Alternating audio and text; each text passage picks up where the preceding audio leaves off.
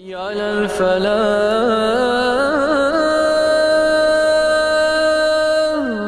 ہر انسان پر 5 مصیبتیں ہر صورت آنی، کوئی بھی ہے، وہ عالم ہے، وہ جاہل ہے، وہ امیر ہے، وہ غریب ہے، وہ شہری ہے، وہ پینڈو ہے، وہ عربی ہے، وہ اجمی ہے، وہ گورا ہے، وہ کالا ہے، وہ یورپ میں رہتا ہے، وہ مشرق میں ہے، وہ مغرب، کہیں بھی ہے، 5 آفتیں اور 5 مصیبتیں ہر انسان پر آنی ہی آنی، یعنی ان سے واسطہ پڑھنا ہی پڑھنا ہے۔ وہ کیا؟ نمبر 1 موت، نمبر 2 قبر، نمبر 3 حشر، نمبر 4 پل صراط، اور نمبر 5 میزان۔ یہ 5 نمازیں اللہ جل شانہ نے عطا فرمائی ہیں، جو بندہ ان 5 نمازوں پر پابندی کرے گا، ان 5 مشکل کے مراحل پر اللہ تعالیٰ اس کی غیبی مدد فرمائے گا۔ تو یہ 5 نمازیں بہت اہم ہیں۔ ایسے ہی جو ہے وہ 5 ہر انسان کی ضروریات ہیں، یعنی 5 چیزیں انسانی زندگی کے لیے بیسک ہیں، بیس ہیں، بنیاد ہیں، ان کے علاوہ کسی کا چارہ نہیں۔ کھانا ہے، پینا ہے، لباس ہے، مکان ہے، اور بیوی ہے۔ بیوی ہے تو اس کے لیے مرد ہے، یعنی زوج۔ یہ ہر انسان کی ضرورت ہے، چاہے وہ مسلم ہے چاہے غیر مسلم ہے۔ اللہ اکبر۔ علماء نے لکھا کہ جو بندہ 5 نمازوں کی پابندی کرتا ہے، اللہ جل شانہ اس کو ان 5 نعمتوں میں کبھی کسی کا محتاج نہیں رہنے دیتا۔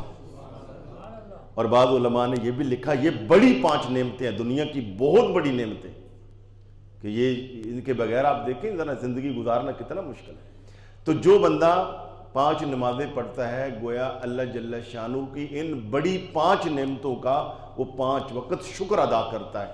تو جو شکر ادا کرتا ہے، فرمایا لئن شکرتم لازیدنکم، تم میرا شکر ادا کرو گے تو میں تمہاری نعمتوں میں اضافہ فرما دوں۔ اللہ تعالیٰ نے نمازوں کی جو تعداد ہے وہ یا 2 ہے، یا 3 ہے، یا 4 ہے۔ فجر کی اصل جو فرائض ہیں وہ یہی ہیں، فجر کے 2 ہیں، ظہر، عصر اور عشاء کے 4 ہیں، اور مغرب کے 3 ہیں۔ تو یہ 7 کیوں نہیں ہیں، 1 کیوں نہیں ہے، 8 کیوں نہیں ہے؟ یہ اسی طرح۔ اللہ اکبر۔ علماء نے لکھا، قرآن مجید میں اللہ تعالیٰ فرماتا ہے کہ میں نے فرشتوں کو پیدا کیا تو فرمایا کہ بعض فرشتوں کو مثنیٰ و ثلاثہ کے و رباع کے الفاظ ہیں۔ بعض فرشتے ایسے ہیں جنہیں میں نے 2 پر دیے ہیں، بعض ایسے ہیں جنہیں میں نے 3 پر دیے ہیں، بعض ایسے ہیں جنہیں میں نے 4 پر عطا فرمائے، وہ اس کے مطابق پرواز کرتے ہیں۔ ایسے ہی فرمایا ان فرشتوں کی نسبت سے اللہ تعالیٰ نے 2، 3 اور 4 رکعات رکھی ہیں۔ جو بھی بندہ یہ 2، 4 یا 3 رکعات پابندی کے ساتھ پڑھے گا، جیسے اللہ تعالیٰ ان فرشتوں کو پرواز میں بہت قوت عطا فرماتا ہے، 5 نمازیں پڑھنے والے شخص کو اللہ تعالیٰ روحانی پرواز میں قوت عطا فرمائے۔ ان ساری نمازوں کو اگر آپ دیکھیں، فجر کی نماز پڑھنے والے کو اللہ جل شانہ بے پناہ برکات سے نوازتے ہیں۔ صبح جب بندہ اٹھتا ہے، اور بعض علماء نے تو یوں لکھا کہ یہ جو ان ساری نمازوں کی نسبت ہے کسی نہ کسی پاک پیغمبر کی طرف۔ مثلا فجر کی نماز حضرت سیدنا یوسف علیہ السلام کو مغرب کے قریب، یعنی دن چھپنے والا تھا، تو غروب آفتاب کے قریب ان کے بھائیوں نے ان کو کنویں میں پھینک دیا۔ ایک تو کنویں کا اندھیرا، اوپر سے رات کا اندھیرا، مگر اس موقع پر بھی وہ مایوس نہیں ہوئے، اللہ تعالیٰ سے دعا کرتے رہے۔ جب پو پھوٹی، جب صبح ہوئی، تو تھوڑا تھوڑا صبح صادق کے ساتھ اندر کوئی چانن آنے لگا، اندھیرا اجالا ہونے لگا، تو آپ نے اللہ جل شانہ سے دعا کی، مالک تو جو رات کو اجالے میں تبدیل کرنے والا ہے، تو اپنے یوسف کی اس مصیبت کو بھی راحت میں تبدیل کر سکتا ہے۔ تو آپ نے اللہ تعالیٰ سے دعا کی، تو آپ جانتے ہیں کہ وہ قافلے والے آئے، انہوں نے نکالا۔ جب اللہ تعالیٰ نے اس مصیبت سے آپ کو اللہ تعالیٰ نے چھٹکارا دیا، تو آپ نے شکرانے کے طور پر 2 نفل ادا کیے، جسے اللہ تعالیٰ نے امت مسلمہ کے لیے فرض بنا دیے۔ اور ساتھ آپ نے دعا کی تھی کہ مالک جس طرح اس صبح سہانے وقت میں تو نے میری اس مصیبت کو ٹالا ہے، یا اللہ قیامت تک کے لیے جتنے بھی مصیبت زدہ آئیں اس وقت کے صدقے میں سب کی مصیبتوں کو دور فرما دے۔ اور ماہرین کہتے ہیں کہ آپ دیکھیں گے کہ رات دن کے وقت شور ہوگا، گلیوں میں گھروں میں آوازیں آئیں گی، جیسے جیسے رات گزرتی جائے گی سکون ہوتا جائے گا، سکون ہوتا جائے گا۔ حتیٰ کہ کوئی بیمار آدمی ہے، کان میں درد ہے، دانت میں درد ہے، رات کو تڑپے گا ہاں جی درد کے ساتھ، جیسے جیسے صبح ہوتی جائے گی آہستہ آہستہ اسے سکون آتا چلا جائے گا۔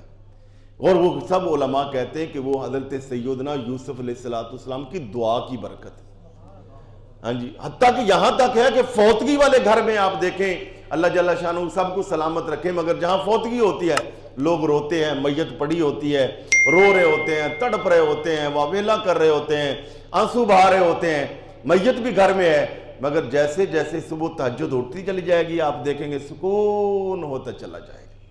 تو یہ کیا ہے؟ بچے آپ دیکھ لیجئے راتوں کو روئیں گے، جیسے جیسے فجر ہوگی تو سکون ہوتا چلا جائے۔